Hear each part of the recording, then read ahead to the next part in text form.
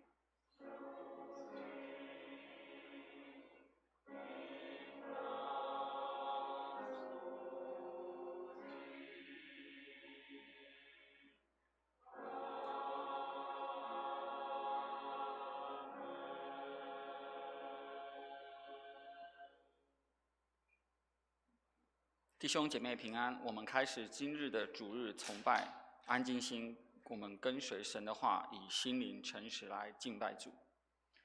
请听上帝的话：唯有你们是被拣选的族类，是有君尊的祭司，是圣洁的国度，是属上帝的子民。要叫你们宣扬那召你们出黑暗入奇妙光明者的美德。你们从前算不得子民，现在却做了上帝的子民；从前未曾怜悯，现在却蒙了怜悯。我们一同来祷告。亲爱的天父，谢谢你让我们同心来到你面前敬拜你。你是创造万物的主，也是我们患难中的帮助。当世界充满了动荡，人心忧虑时，恳求你再次把天上而来的平安信心放在我们心里，让我们凭着信心跟随你的带领。我们承认自己的罪以及软弱，在环境中容易灰心，在等待中容易怀疑，在困难中容易失去依靠。也求你赦免我们的小信，也求主耶稣基督的宝血洗净我们，让我们重新回到你面前。愿圣灵坚固我们的信心，叫我们相信你是永不落空的应许，你仍然掌管我们的家庭、工作、教会、国家以及未来，因为知道你必我们同在。愿主耶稣亲自安慰伤心的人，扶持疲乏的人，医治有病痛的人，也将智慧与敬拜的神的心放在我们心里，赏赐给地上的执政掌权者，使这世代能看见公义、和平以及盼望。我们也将今日的主日崇拜交托在你手中，求你高抹正道牧者，也愿我们每一位的会众都有受教的耳以及柔软的心，我们不只是听到，更能行道。也愿你的灵运行在敬拜、诗歌、祷告及整个会众当中。以上是奉我主耶稣基督的名祷告，阿们。以下时间我们交由我们的敬拜小组来带领我们敬拜我们的神。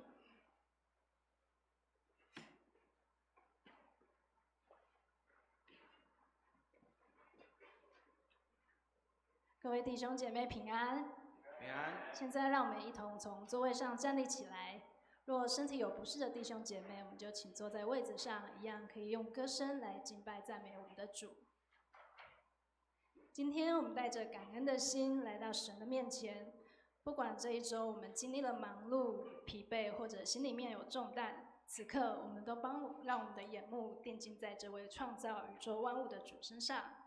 圣经说，耶和华的名是应当称颂的，从今时直到永远，从日出之地到日落之处，耶和华的名是应当赞美的。阿们。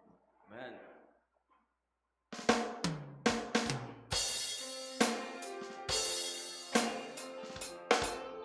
我们一起拍手。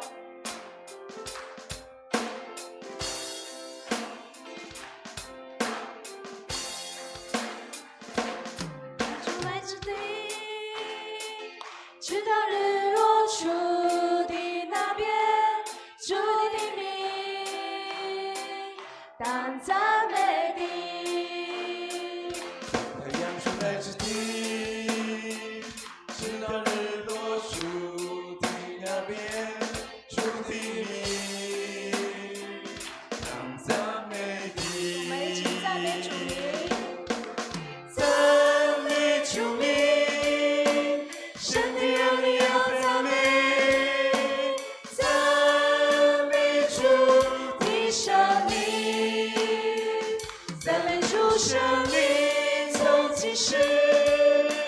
直到永远，赞美主的生命。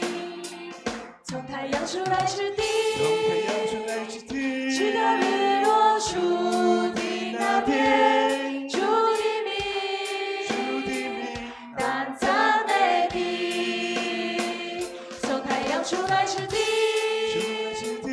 直到日落出的那边，主的名当赞美的。赞美主名，神的儿女要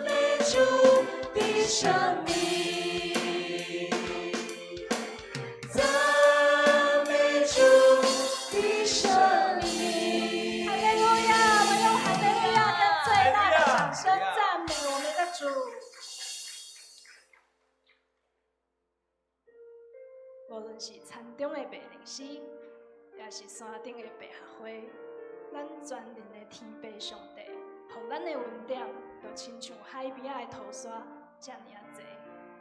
即马咱就用这首歌，耶和华祝福满满，来学乐亲像咱的天父上帝。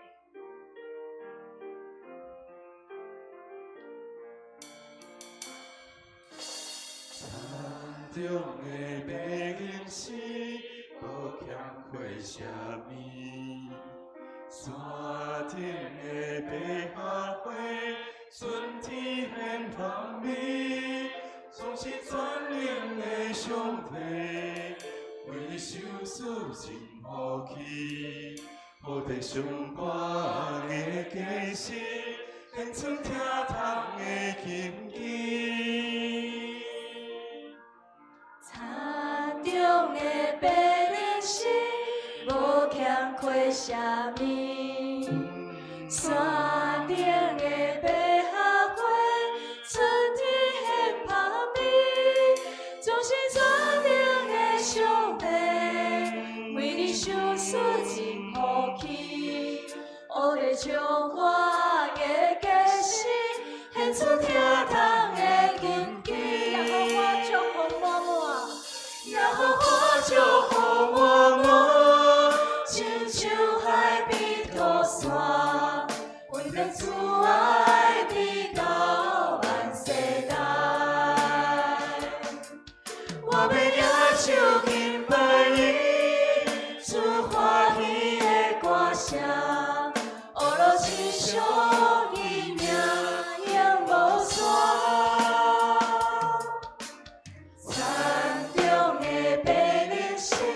无欠缺啥物，山顶的百合花，春天献香味，总是全能的上帝，为你受死真福气，予地将我的家事，献出疼痛的根基。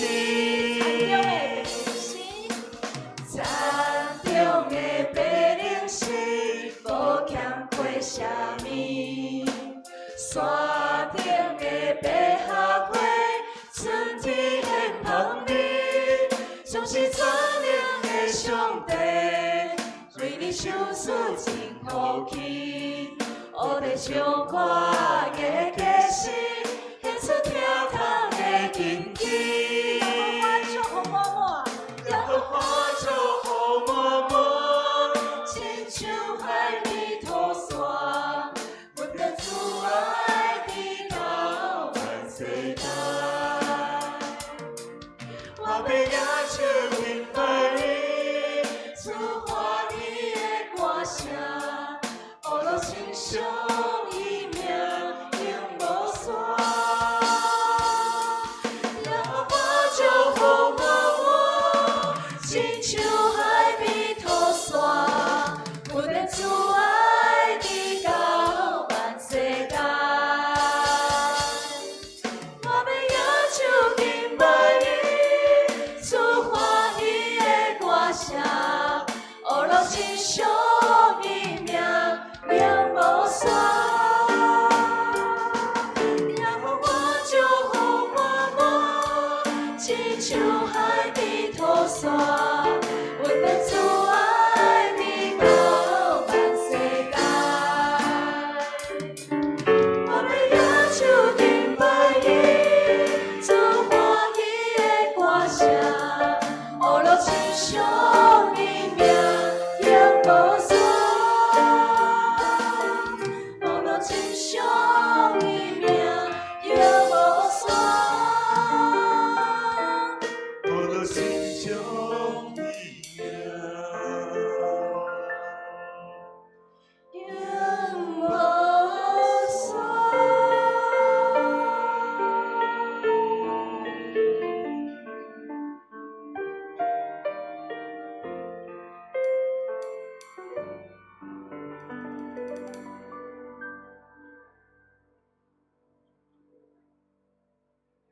圣经说，一粒麦子，无落在地里死了，仍旧是一粒；若死了，就结出许多子粒来。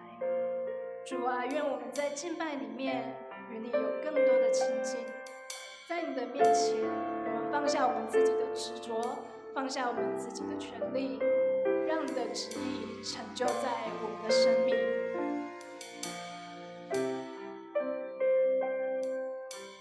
因为麦子它落不落在地里死了，不论过了多少时候，它仍就是它自己。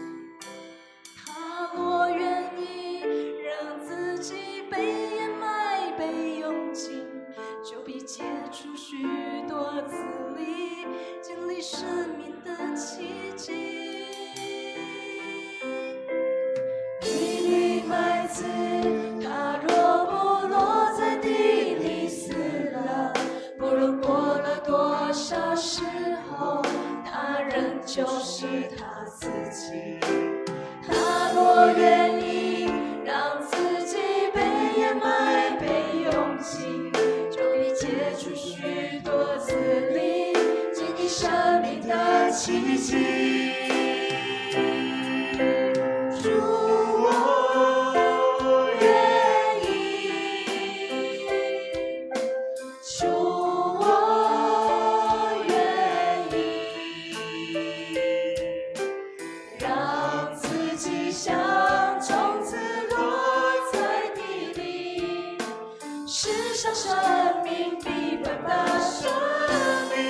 主，我们愿意，主，我愿意，我们一起对主说，主，我愿意，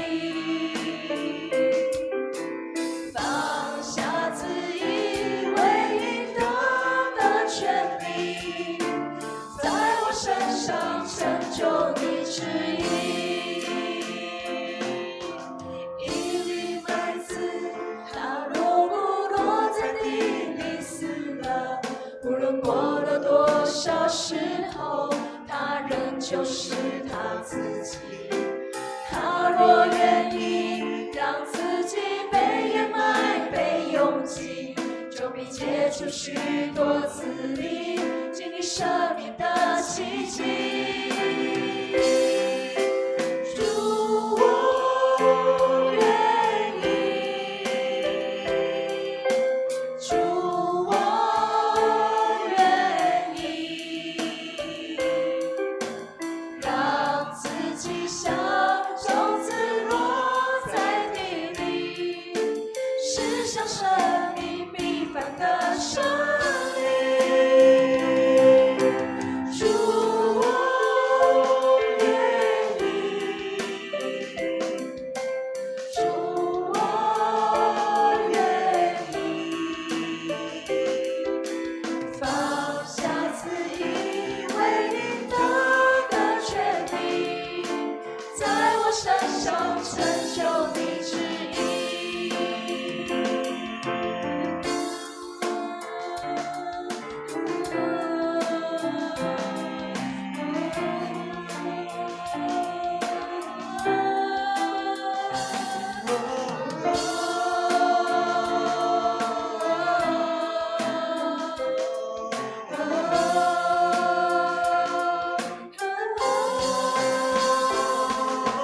不叫如此崇高，众志何等渺小，毕竟标杆知道，比肩神的荣耀。不叫如此崇高，众志何等渺小，毕竟标杆知道，比肩神的荣耀。主，你呼召我们，不叫如此崇高，众志何等渺小，并肩标杆知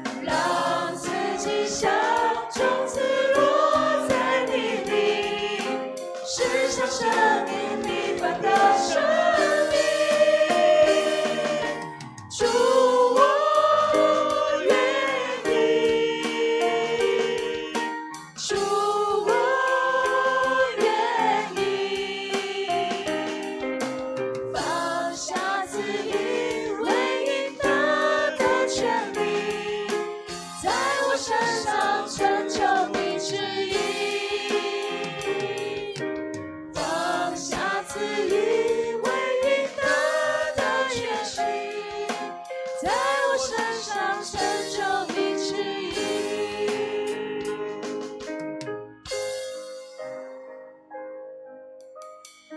你的麦子，它若不落在地里死了，不论过了多少时候，它仍旧是它自己。他若愿意让自己被掩埋、被拥挤，就必结出许多子粒，经历生命的奇迹。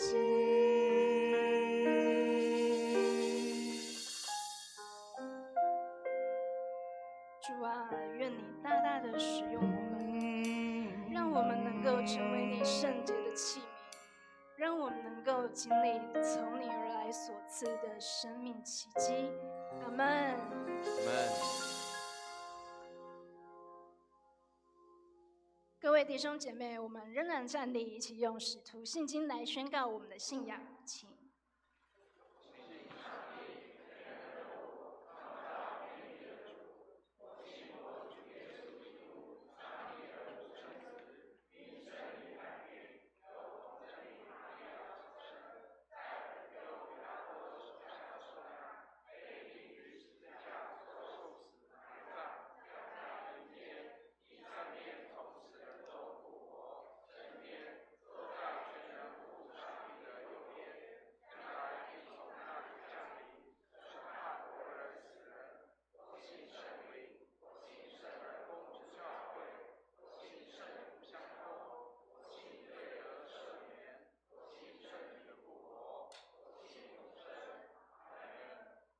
请坐，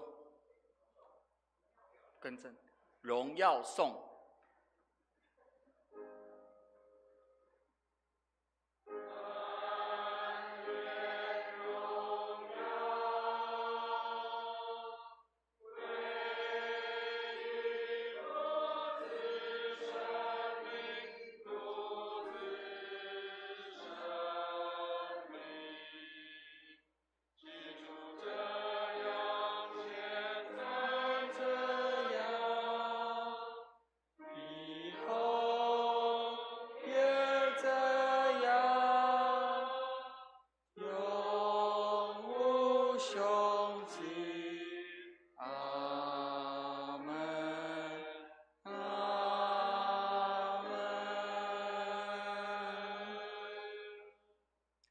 请坐。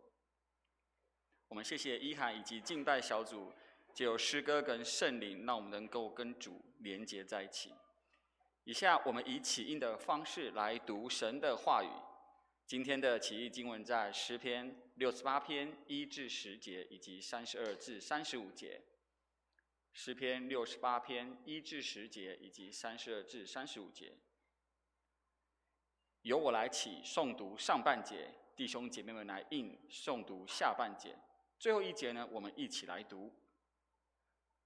第一节起，愿上帝兴起，使他的仇敌四散，叫那恨他的人从他面前逃跑。他们被驱逐，如烟被风吹散。恶人见上帝之面而消灭，如蜡被火融化。唯有义人必然欢喜，在上帝面前高兴快乐。当向上帝唱诗歌颂他的名，为那坐车行过旷野的修平大路。他的名是耶和华，要在他面前欢乐。上帝在他的圣所做孤儿的父，做寡妇的伸冤者。上帝叫孤独的有家，使被囚的出来享福。唯有悖逆的住在干燥之地。上帝啊，你曾在你百姓前头出来，在旷野行走。那时地见上帝的面而震动，天也落雨。西奈山见以色列上帝的面也震动。上帝啊，你降下大雨，你产业以色列无法的时候，你使它坚固。你的会众住在其中。上帝啊，你的恩惠是为困苦人预备的。世上的列国呀，你们要向上帝歌唱，愿你们歌颂主，歌颂那自古驾行在诸天以上的主。他发出声音是极大的声音，你们要将能力归给上帝，他的威荣在以色列之上，他的能力是在穹苍。上帝啊，你从圣所显为可畏。以色列的上帝是那将力量、全能赐给他百姓的。一起，上帝是应当称颂的，上帝是应当称颂的。我们同心为以上的事项来祷告，为中美洲墨西哥祷告，愿基督信仰能进入生活文化中，国家百姓能更加认识基督信仰祷告。为台湾卫理公会北一教区台湾卫理堂黄宽裕牧师祷告，为教会奉献充足、教会牧者同工合一、身心健康祷告。为5月16号、17号国中会考生以及今年即将升学的青年学子祷告，愿主预备适合的学校，帮助学生有美好的学习。为国际情势变动，求主使全球各地战争止息，恢复和平祷告。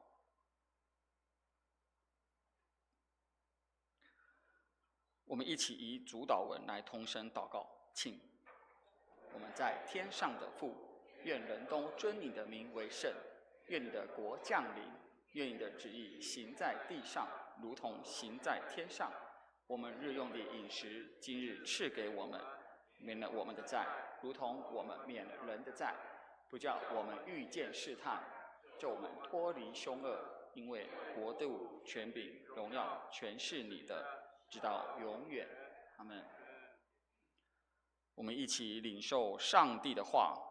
接下来，请陈明澈弟兄来诵读本周的经课。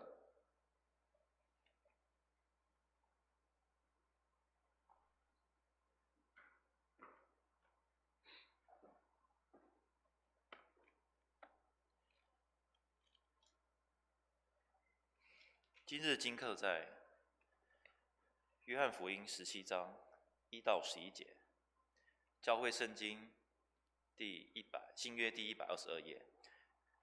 约翰福音17章1到11节。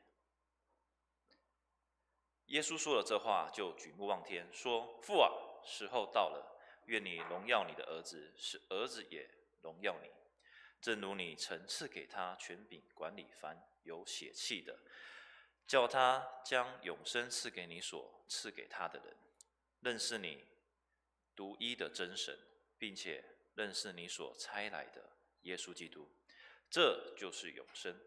我在地上已经荣耀你，你所托付我的事，我已经成全了。父啊，现在求你使我同你享荣耀，就是未有世界以先，我同你所有的荣耀。你从世上赐给我的人，我已经将你的名显明于他们。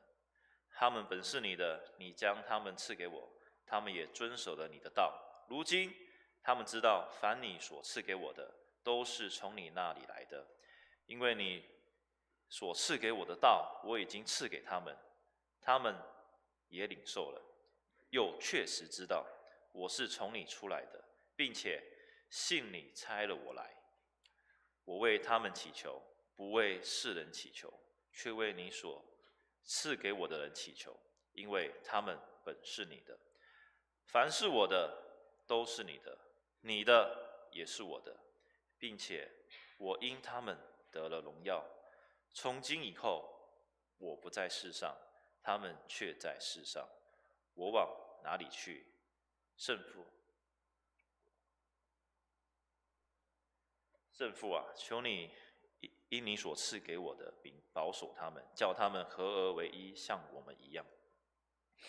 第二书经课在彼得前书4章12到14节，教会圣经新约第259页，以及第5章6到11节。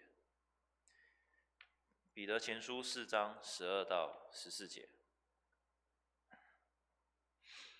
亲爱的弟兄啊，有火炼的试验临到你们，不要以为奇怪，倒要欢喜，因为你们是与基督一同受苦，使你们在他荣耀显现的时候，也可以欢喜快乐。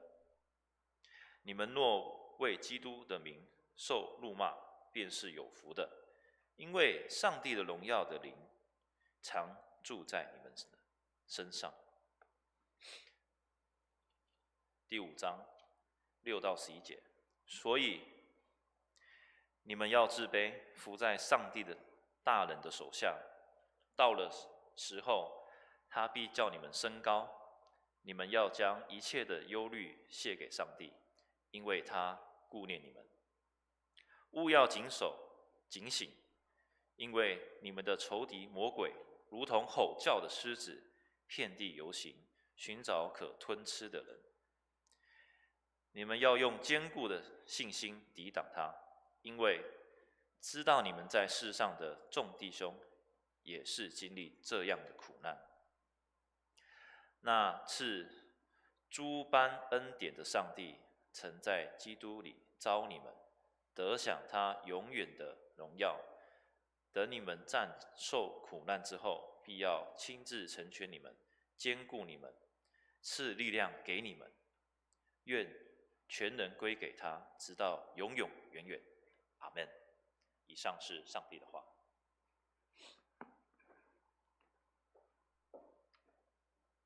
我们谢谢明澈弟兄的经课。今天的正道经文在《使徒行传》第1章第6节至第14节。《使徒行传》第1章第6节、第14节，由我来为各位攻读。第6节起，他们聚集的时候，问耶稣说：“主啊，你复兴以色列国，就在这时候吗？”耶稣对他们说：“父凭着自己的权柄所定的时候、日期，不是你们可以知道的。但圣灵降临在你们身上，你们就必得着能力，并要在耶路撒冷、犹太全地和撒玛利亚，直到地极，做我的见证。”说了这话，他们正看的时候，他就被取升天，有一朵云彩把他接去，便看不见他了。当他往上去，他们定睛望天的时候，忽然有2个身穿白衣站在旁边，说：“加利利人啊，你们为什么站着望天呢？这离开你们被接升天的耶稣，你们见他怎样往天上去，他还要怎样来。有一座山名叫橄榄山，离耶路撒冷不远，约有安息日可走的路程。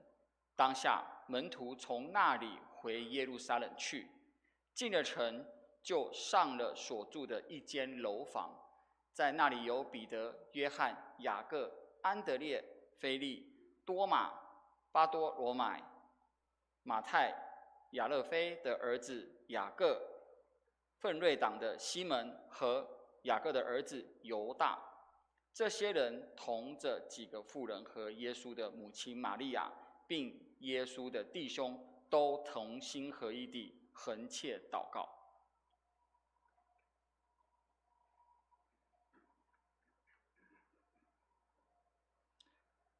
以下时间，我们有请诗班。今天的献诗曲目是《我的平安》。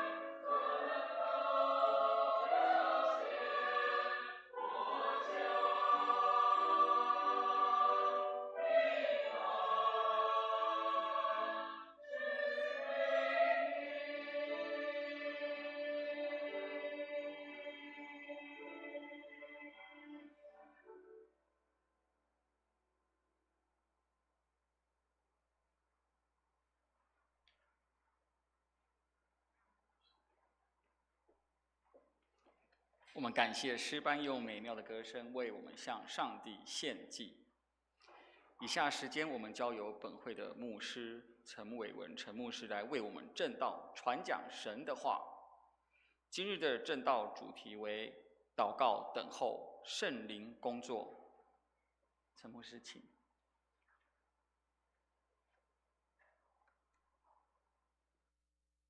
Shalom， 平安。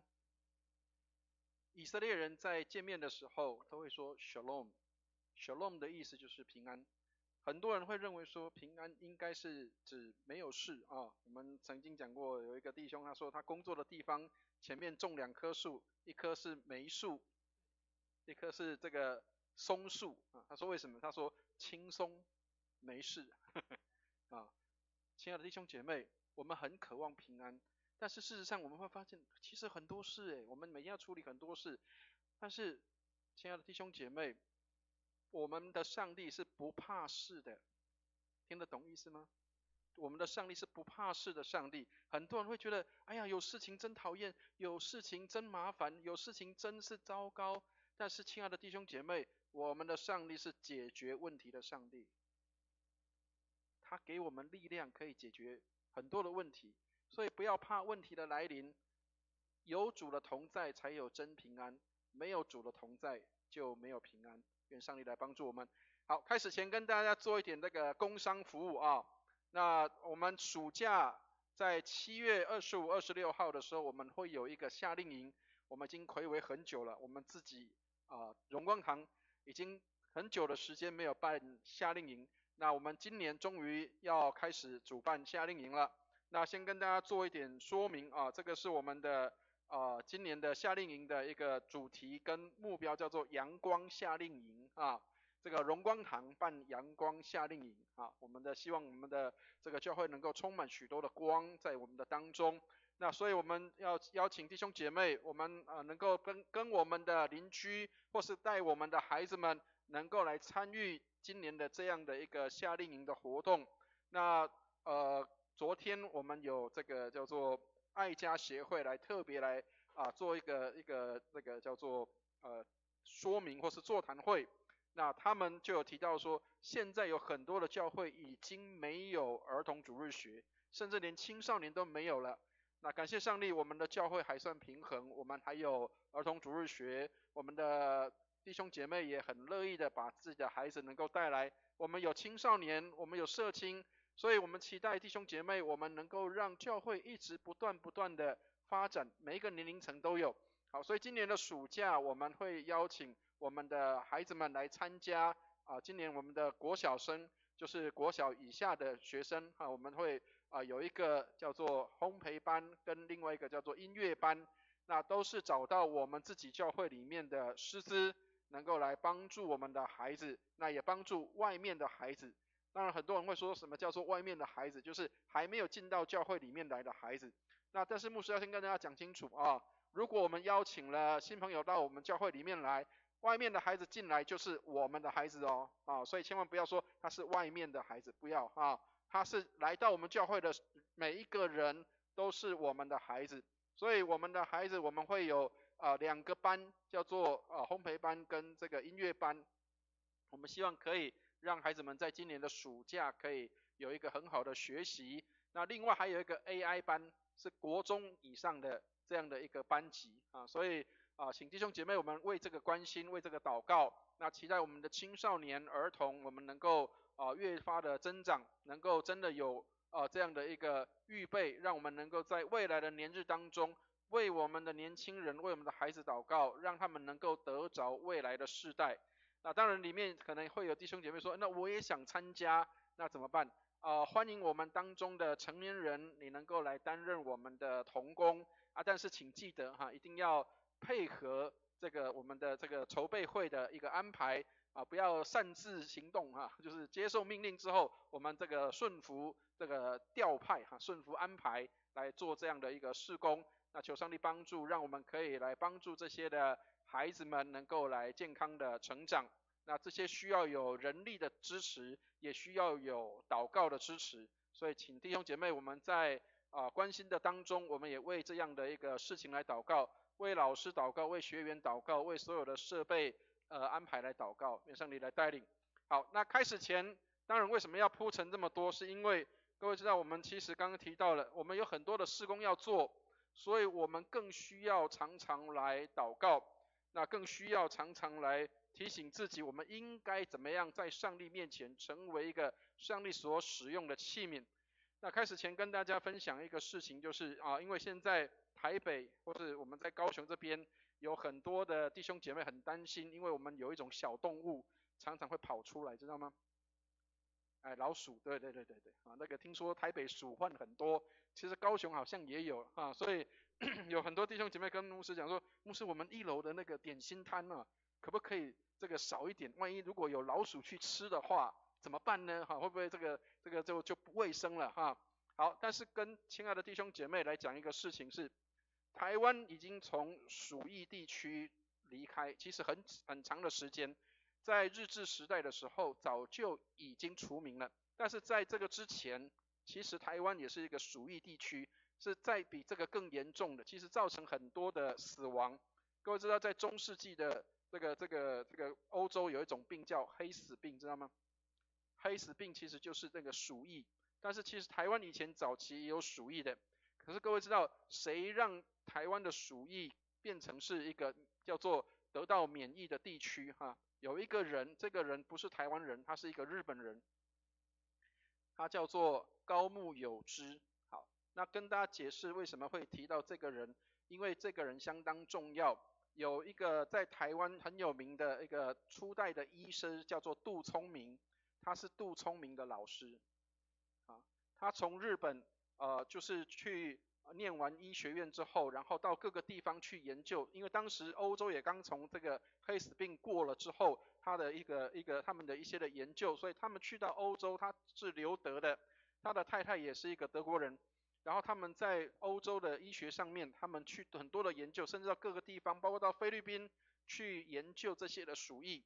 后来他来到台湾的时候，他的同学叫做后藤新平，就是那个以前的一个台湾的总督，然后他跟他的同事一起的来帮助台湾来做这样的一个清洁工作，所以他是在台湾当中，除了在台大他任教以外，他也在台湾的卫生方面，等于有点像当时的卫生部长一样，所以把台湾的一些的卫生环境调整之后，后来在20世纪初的时候，就已经把台湾从鼠疫地区把它给除名了。但是各位，其实我们只有看到他的一个叫做做什么，但是其实他在教导这些的医生的时候，他讲了一个很有名的话，叫做要成为一个医生，要先学会做人。听得懂意思吗？要成为一个医生之前，你要先学会做人。为什么我要特别跟弟兄姐妹讲这个事情？是因为，亲爱的弟兄姐妹，你知道我们有时候很会当基督徒，但是我们不太会做人。听得懂意思吗？我们很会当基督徒读圣经祷告，然后每聚会必参加，然后我们祷告很久读经很多，但是我们知识很饱，可是我们有没有学会去怎么样成为一个人？求上帝帮助我们，要成为一个医生之前，先成为人。这个是这个高木友之这个医生他去提到的。我们成为基督徒，我们是不是也先成为一个能够与人和睦的人？圣经里面告诉我们说，使人和睦的人有福了，因为他们必称为上帝的儿子。所以亲爱的弟兄姐妹，很多人不晓得为什么他这么重要，因为他是一个基督徒。虽然他是一个医生，日本人，很多人说日本人好像是这个基督信仰的沙漠。各位，其实早期翻转日本的很多的这些的当时的有名的人都几乎是基督徒。愿上帝帮助我们，让我们可以看到基督徒可以影响这个世界，可以做很多事情的，不是你只有躲在教堂里读经祷告，我们可以影响这个社会，影响这个世界的。愿上帝来带领我们。好，我们一起举起圣经来祷告，愿上帝的话进入我们的心中，成为我们的帮助和力量。我们一起举起圣经来祷告，我们一起念经。这是我的圣经，他说我是谁，我就是谁；他说我拥有就拥有，他说我可以就可以。今天神的话要来教导我，我诚心悔改，我心里警醒，我灵谦卑受教，我就不再一样。奉主耶稣基督的圣名，阿们。好，跟大家先讲一个事情，就是我们常常在教会里面有一个事情，我们常常说，但是我们常常做不到。什么样的事情？就是祷告。那这个是一个医学的研究，他们也是研究到这个事情。他说，专注祈祷能够重塑前额叶或者是说这个能够改造你的大脑。所以我们常常在讲说，我们要怎么样避免失智，避免我们的这个头脑好像没有办法运作。其实弟兄姐妹，我们常常在做，应该要做，但是我们可能忘记做了。有时候我们可能变成是属灵的失智了，我们忘记我们可以这样做。当我们祷告的时候，我们要看见我们的脑袋也开始在运作，我们会改变的。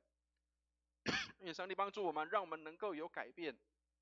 透过祷告祈求，让我们的生活跟生命能够改变。不单生活生命改变，我们的大脑也可以改变，可以改变你的认知，你可以改变很多的事情。所以上帝帮助我们，祷告不是只有一个样式形式，而是我们能够透过祷告，让我们能够更多与上帝有美好的交通，也改变我们的心理，改变我们的生命，由上帝来带领。好，所以我们今天读的经文对不起，今天读的经文里面有很多跟祷告有关系。先跟大家分享一段经文，在马太福音的28章18到20节。这一段圣经很多人都知道，这一段圣经叫做大使命。通常我们在教会里面都会说这一段的圣经叫做大使命。耶稣要离开世界升天之前告诉他的门徒说，你们要去，使万民做我的门徒，奉父子圣灵的名给他们施洗，凡我所吩咐你们的，都教训他们遵守，我就常与你们同在，直到世界的末了。好，所以我们这一段圣经，我们通常都说它叫做大使命。好，所以各位刚刚提到的那个高木有之这位先生，各位知道医生的使命是什么，知道吗？救人啊，救人是医生的使命，对不对？亲爱的弟兄姐妹，基督徒的使命是什么？我们也许没有办法像医生那么样的专业，可以去那个叫做医治人的生病，但是弟兄姐妹，上帝给我们有这个使命，要做什么？救人的灵魂呢？我们是救人灵魂的，我们不一定可以救得了人家的生命，但是我们可以救人的灵魂，那也是生命啊，那也是生命。上帝帮助我们。约翰卫斯理曾经这样说，他说基督徒无所事事，唯一一件要做的事情就是抢救灵魂。所以亲爱的弟兄姐妹，其实我们也跟医生一样，有很多人的灵魂是生病的。我不能够说我们就完全没有事我们基督徒也会有生病的。那但是我们可以成为一个受伤的医治者，因为我们来到那位最大的医生的身边，在耶稣基督里，我们成为新造的人，旧事已过，都变成新的。好，所以我们有一个使命，我们应当要去得回上帝的百姓。好，所以我们要看到传福音不是只有我们自己学会一些技巧或技能或技术，我们需要能够有圣灵跟我们一起来动工。所以不是只有我们去工作，而是神与我们同行，所以我们叫与上帝来同工的。好，所以我们来看一下今天的经文里面给我们看到一个什么样的情况，圣灵怎么样来帮助我们。我们一起来读第8节的地方。我们今天请，但圣灵降临在你们身上，你们就必得着能力，并要在耶路撒冷、犹太全地和撒玛利亚，直到地极，做我的见证。好，所以亲爱的弟兄姐妹，做见证容易吗？不容易，对不对？好，各位知道很多人要做见证要上台，光上台就是一个很难克服的事情，对不对？好，然后你要把你经历到的事情要去能够说出来，或是你经历到的事情你真实的能够来实行出来，这是一件不容易的事情。好，所以因着不容易，所以我们更需要有能力。好，所以圣灵来做什么？圣灵来叫我们得着能力，并要在耶路撒冷、犹太全地和撒玛利亚，直到地极。如果换成我们现在的话，就是你要从高雄，你要从台湾，你要到世界各地来为耶稣做见证。好，所以你要在各个地方来为耶稣做见证。你要依靠的不是你的能力，不是你的势力，不是你的才能，而你的圣灵。我们来看一下这段的经文，在撒迦利亚书里面给我们这样的提醒。我们一起来念一下这段经文，一起念来。不是依靠势力，不是依靠才能，乃是依靠我的灵，方能成事。好，所以这个海鸥或者是老鹰，它能够飞得高、飞得远，它不是因为它的振翅啊，麻雀才需要振翅，但是麻雀也飞不高。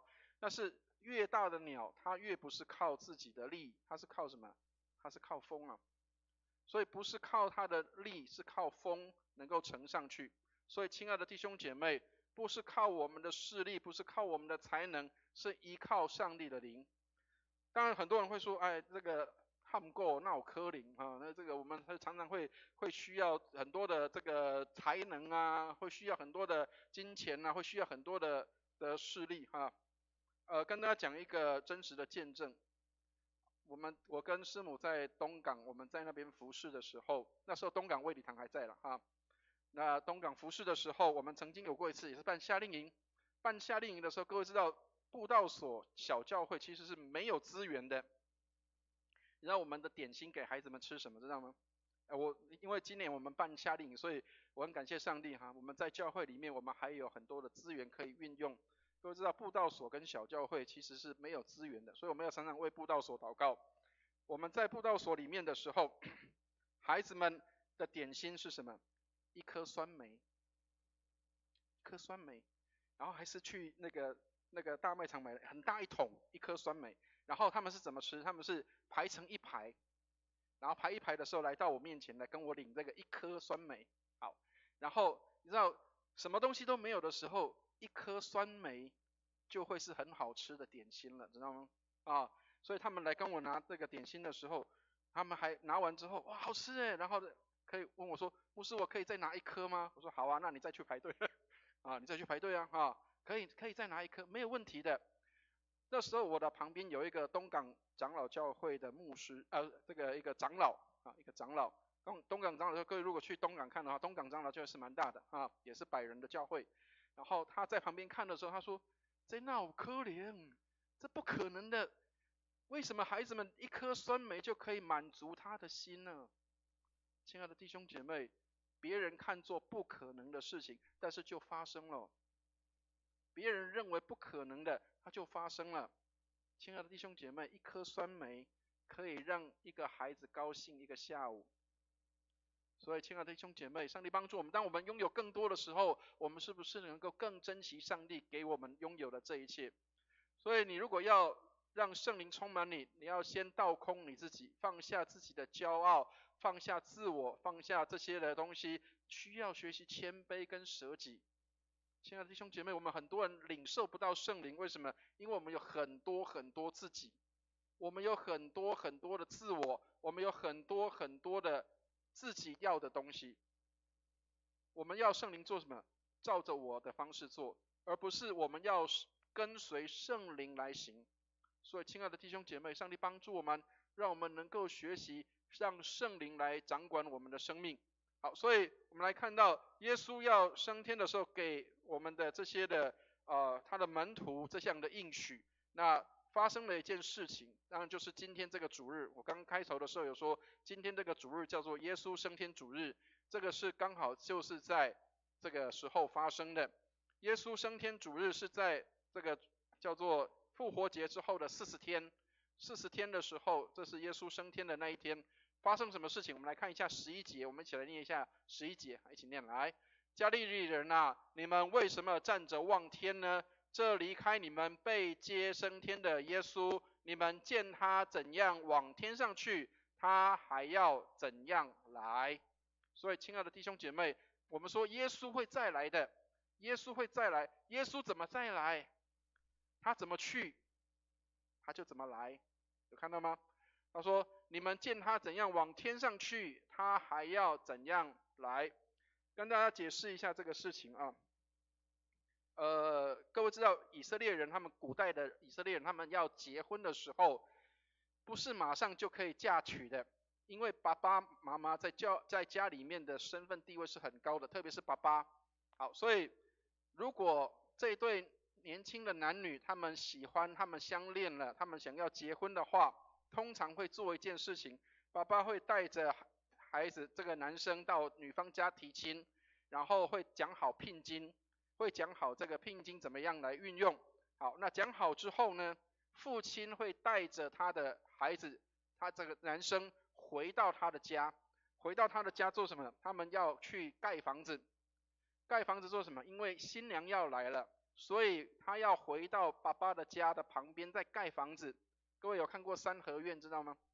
三合院的意思就是这样，就是在主厝的旁边再盖房子。好，所以以色列人他们也是这样，他们盖房子。那盖房子为什么？是因为要娶太太了，这个男生要娶太太，所以他要回去盖房子。耶稣说：“我去是为你们预备地方去的。”能够了解那个意思吗？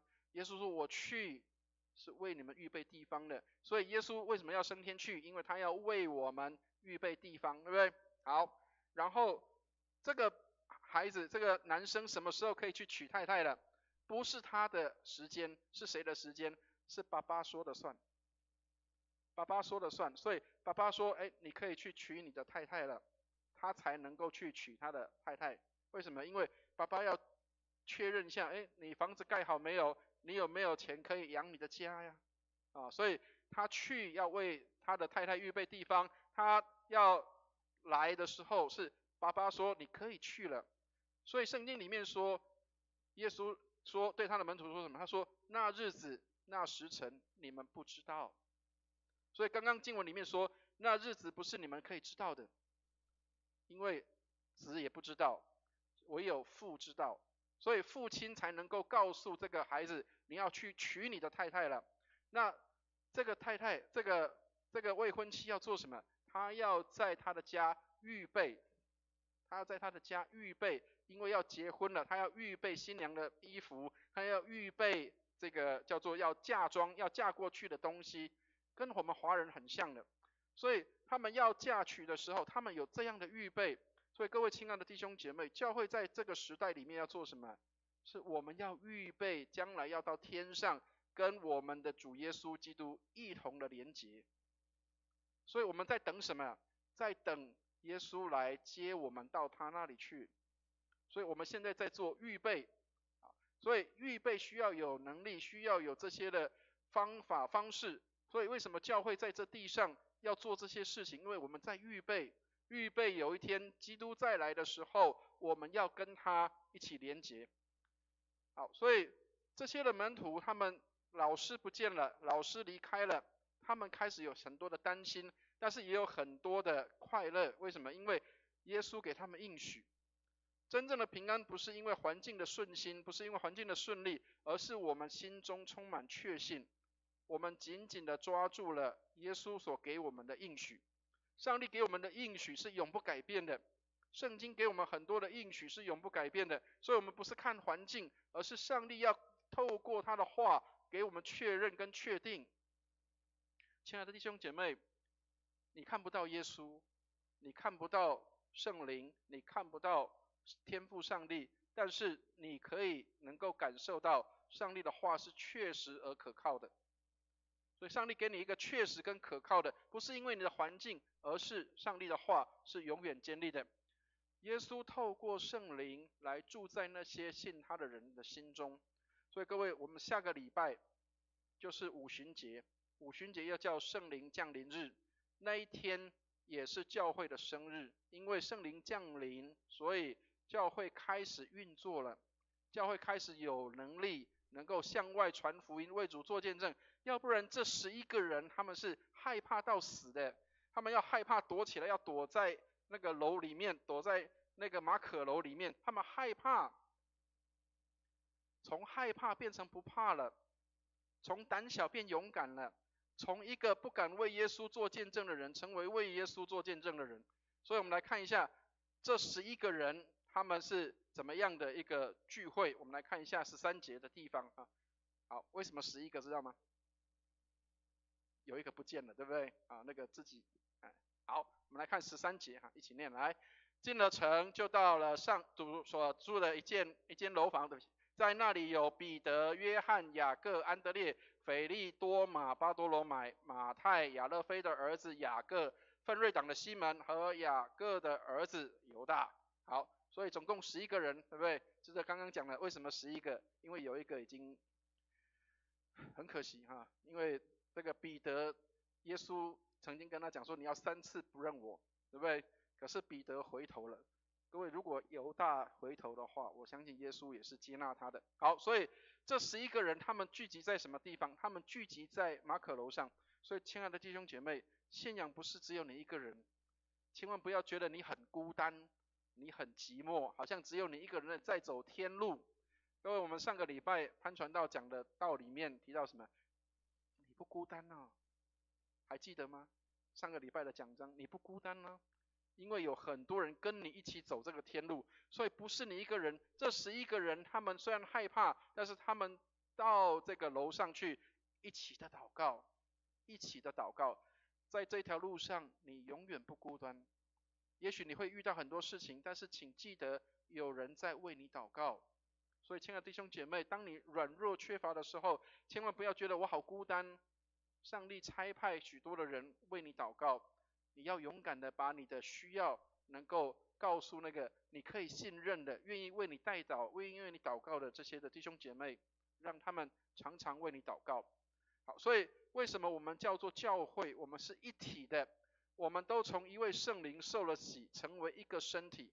所以我们在发圣餐的时候，跟各位弟兄姐妹来提醒说，我们是一个身体，我们是一个饼，好像一块饼一样，是分成不同的这个部分，但是我们是一个，所以我们都从一位圣灵受了洗，成了一个身体，就是教会。所以，亲爱的弟兄姐妹，每一个人才能不一样，恩赐不一样，但是我们是一个教会，在圣灵里，我们成为一个身体。好，这个叫做据说叫马可楼了啊，我只能够说据说。那因为耶路撒冷是比较这个犹太人他们保存的比较算好一点的地方，所以古代的房子几乎常常会留下来。那据说这个叫做马可楼。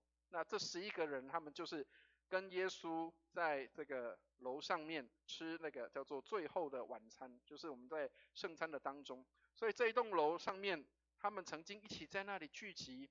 那么当耶稣应许的圣灵还没有来到的时候，这一群人他们就回到这个楼里面，一起在那里等候跟祷告。所以，亲爱的弟兄姐妹，当你所期待跟期望的事情还没有实现的时候，那么你应该怎么做？你不是一个叫做只是在那边慌乱的，而是我们需要能够回到这个楼上一起来祷告。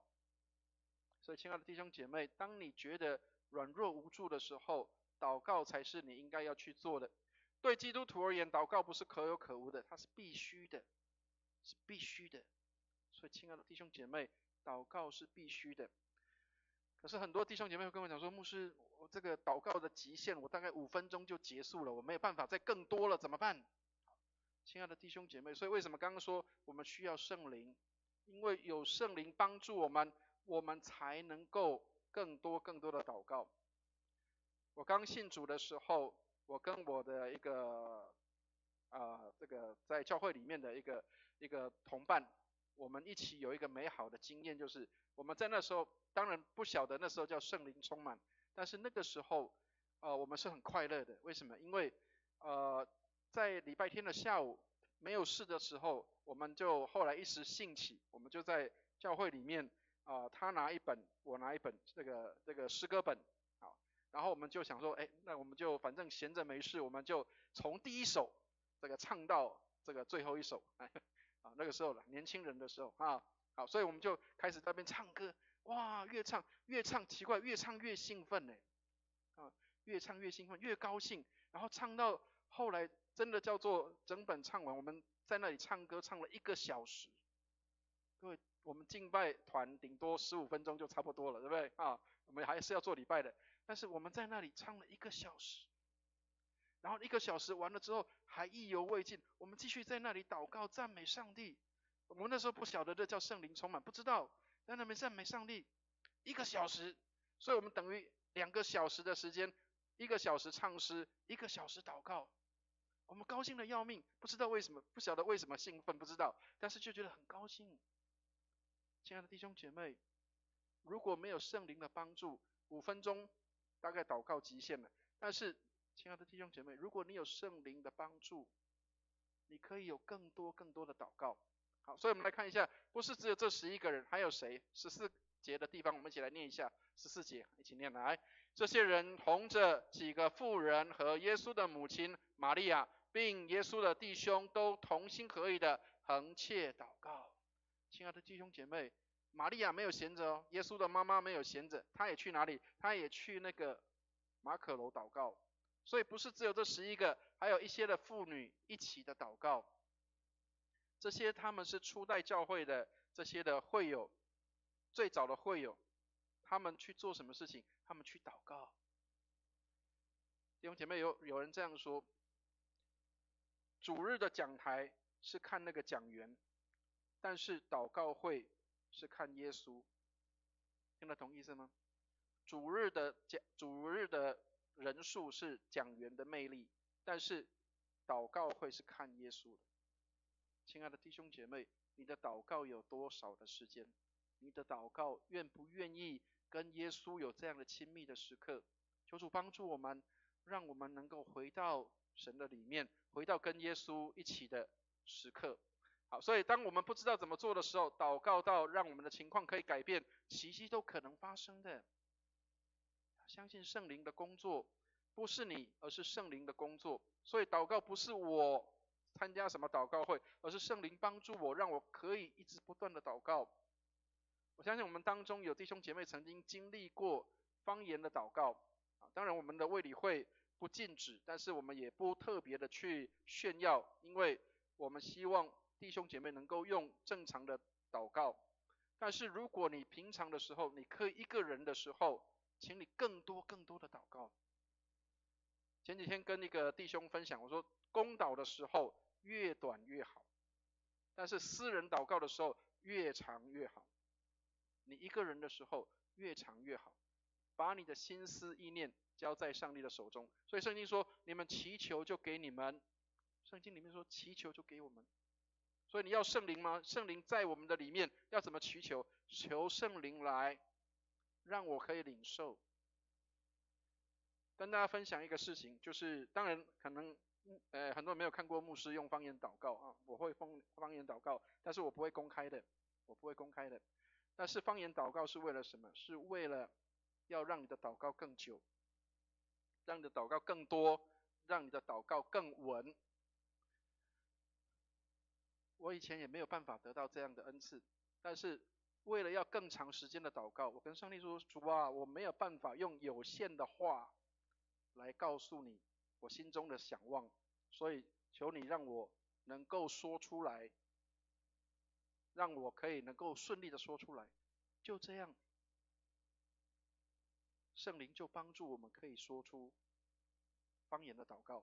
要不然我以前去参加特会的时候，你知道很多的牧者帮我按头，祷告，方言没有就是没有，没有就是没有。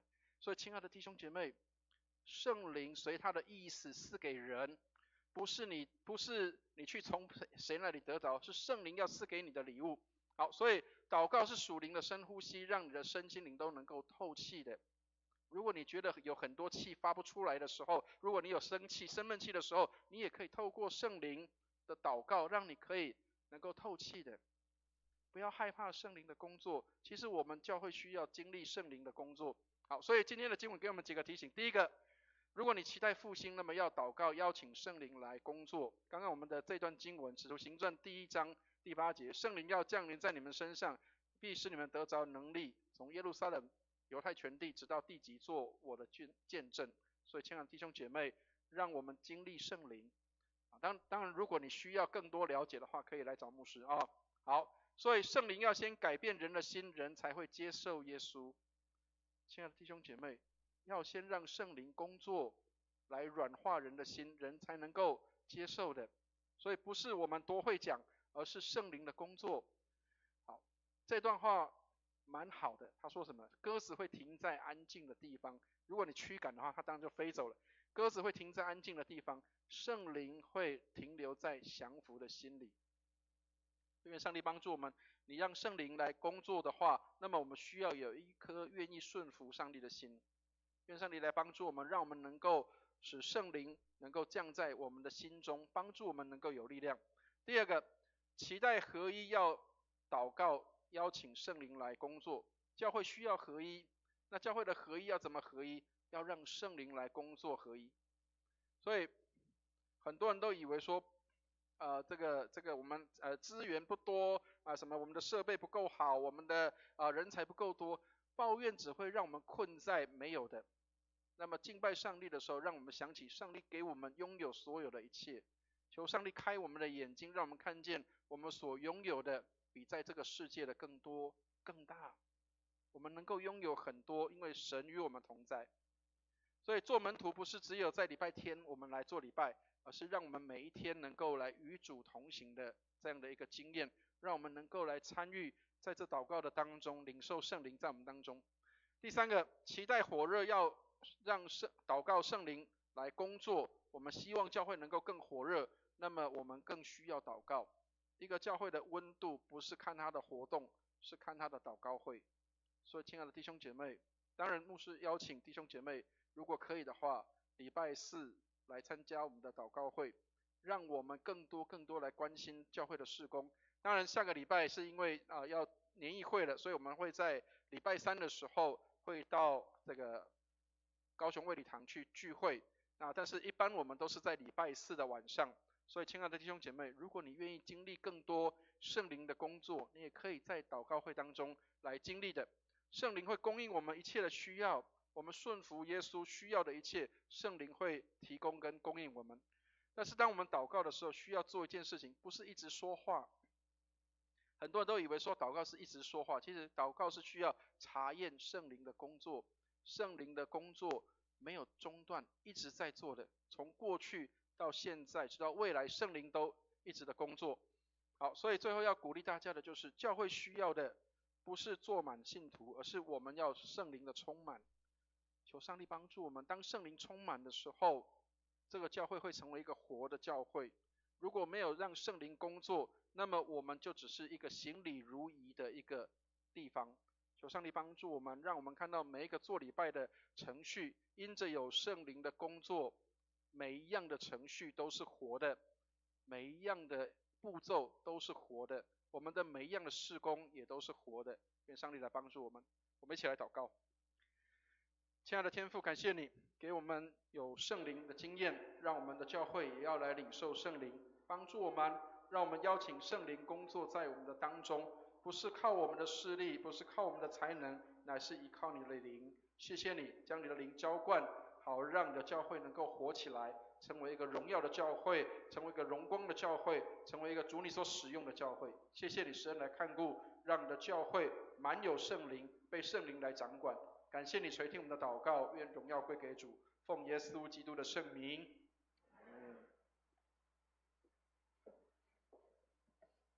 我们感谢陈牧师用神的话坚固、激励以及造就我们。会众们请起立，我们以回应诗歌来赞美神对我们的爱。我们一起来唱诗歌《心灵粮诗选》275首，我爱我主国度。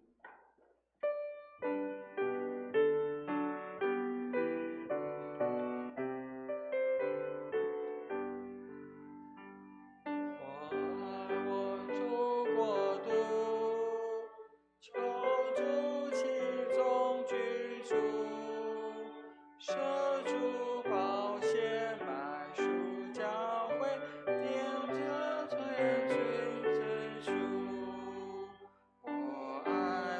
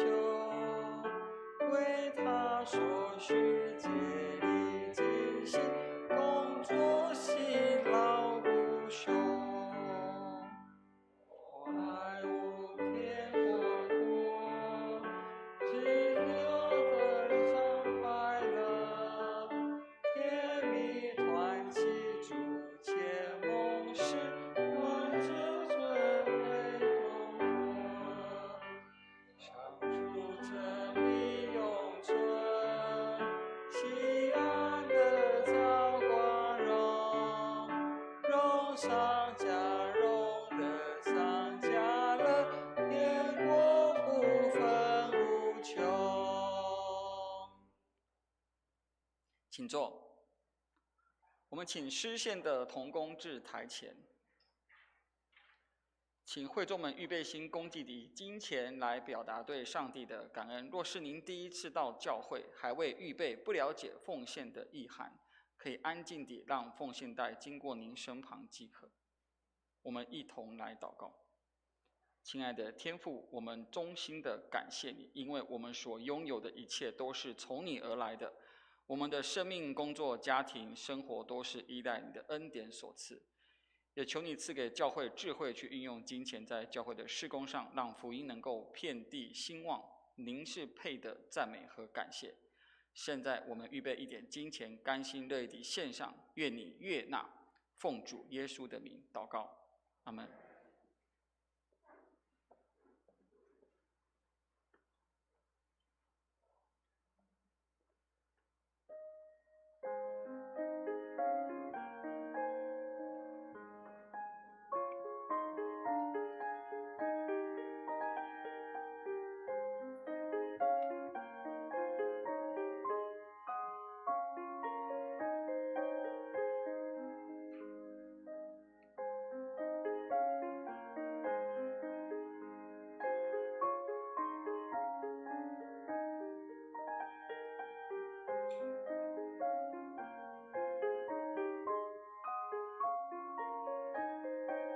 我们一同起立唱《向主献称歌》。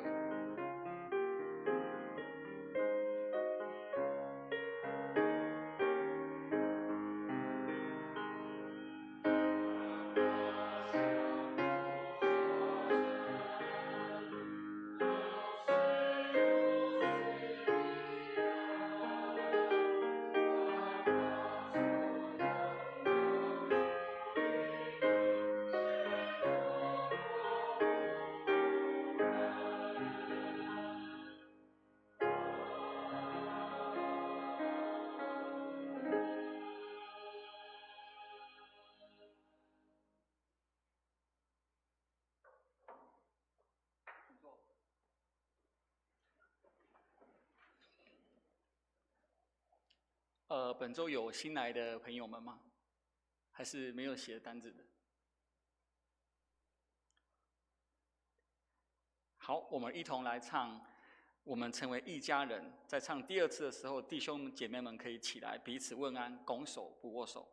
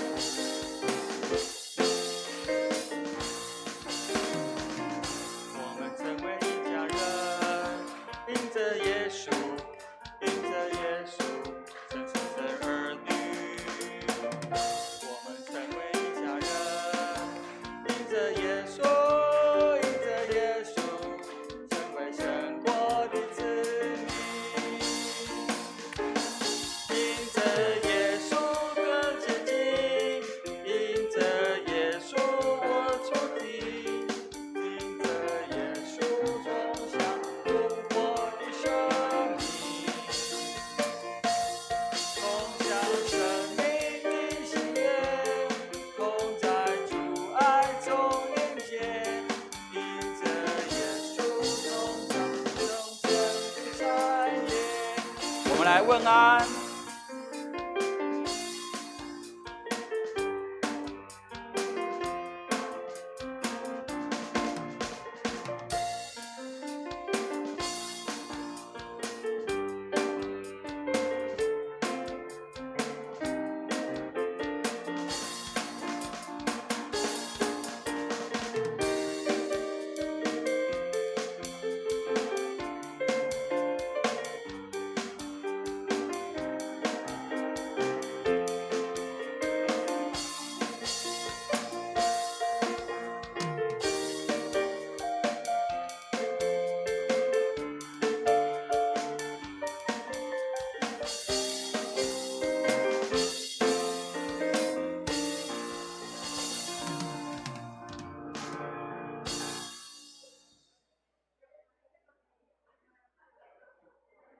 感谢主。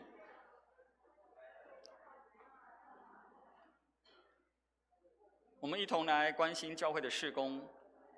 可以看投影片或是周报的教会消息及代祷事项。我们也请下周的服事同工们，预备心来服事。我们欢迎第一次来教会的主日弟兄姐妹们，一次欢迎，永远欢迎。下周主日的5月24日是卫理司主日，请为牧者的往返平安祷告。那牧者呢，包含台语堂的林志坚牧师、华语堂的谢炯牧师，以及我们本会牧师前往三重卫理堂服事。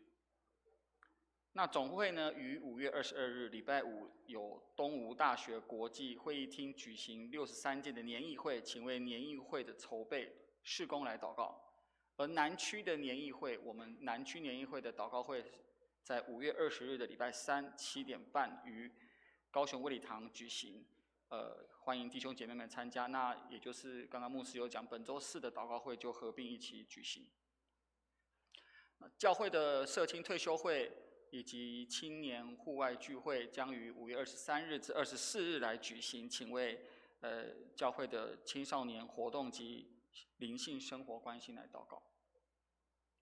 总会的青年事工 MYF 夏令营，全员陶醉中，于7月16号至7月18号，礼拜四至礼拜六，桃园龙潭渴望园区。那如果要报名的，可以看一下投名片，上面有价位。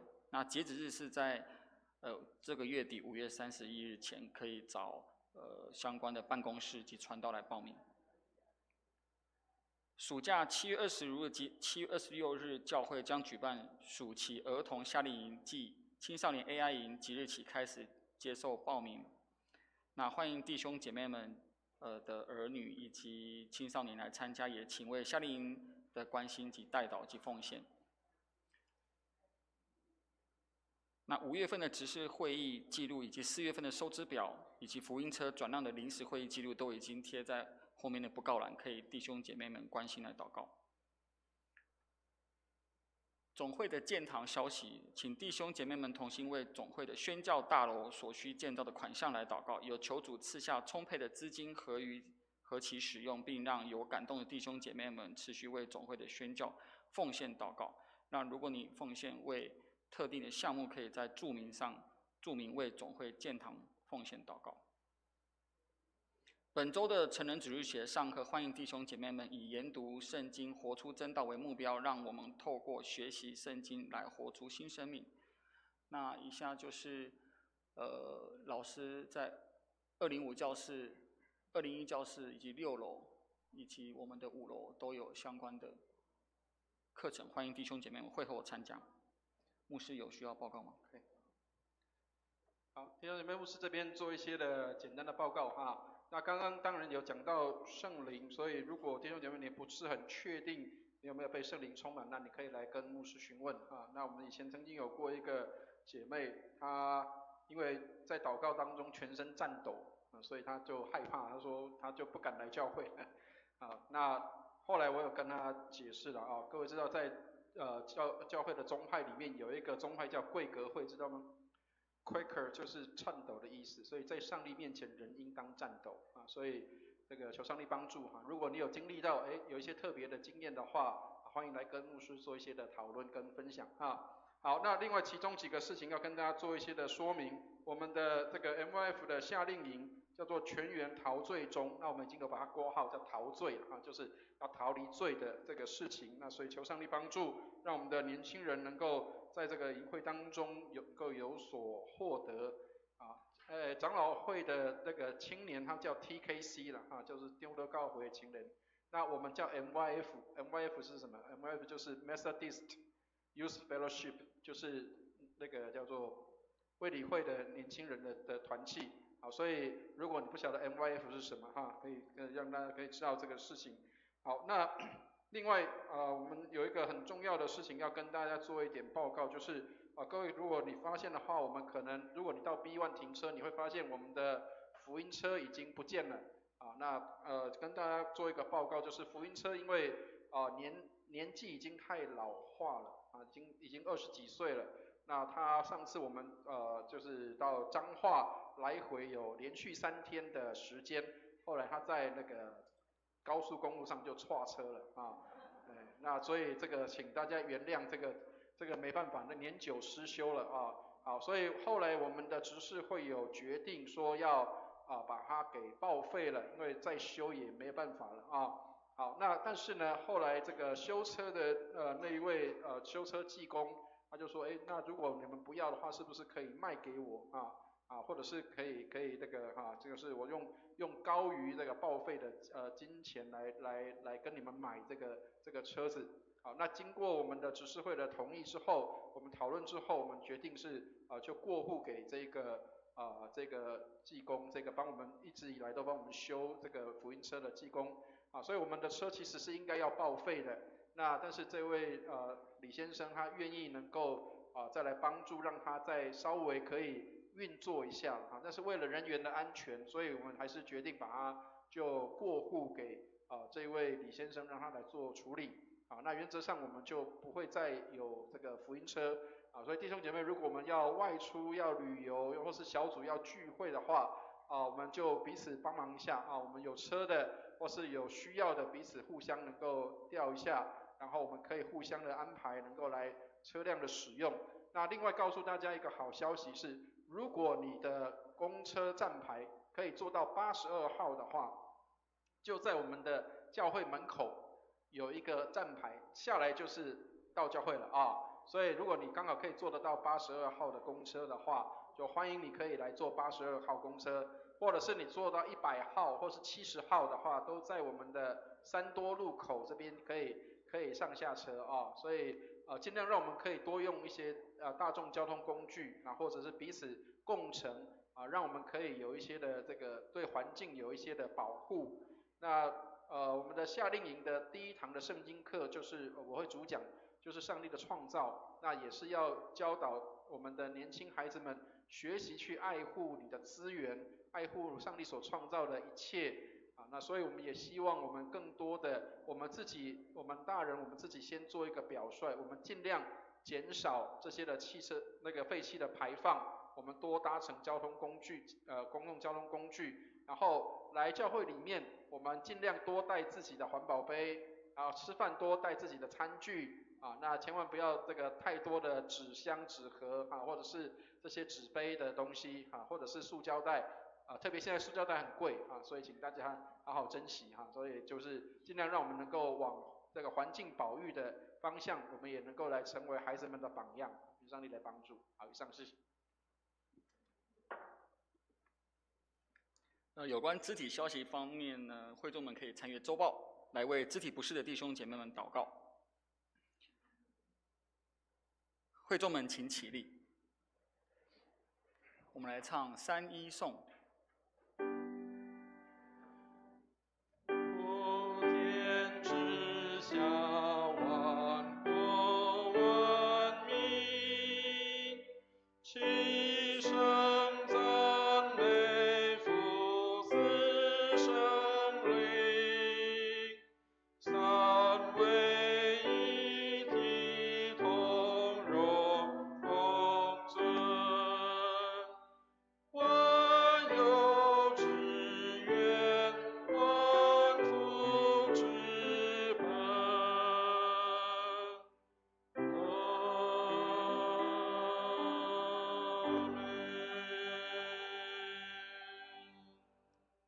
请牧师祝福。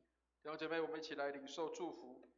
慈悲爱我们的天父，谢谢你差遣圣灵来到我们的当中，让我们因着圣灵在我们的心里面，使我们能够得着能力，要在耶路撒冷、犹太全地和撒玛利亚，直到地极做你的见证，帮助我们无论在哪里，都为你来得人、造就人、差遣人。感谢主垂听我们的祷告，愿我主耶稣基督的恩惠、天父上帝的慈爱、圣灵的感动与交通，常与我们众人同在，从今时直到永永远远。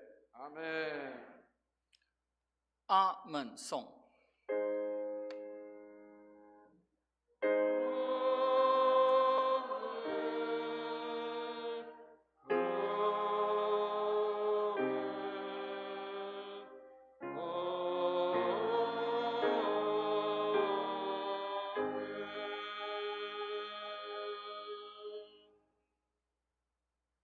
请坐。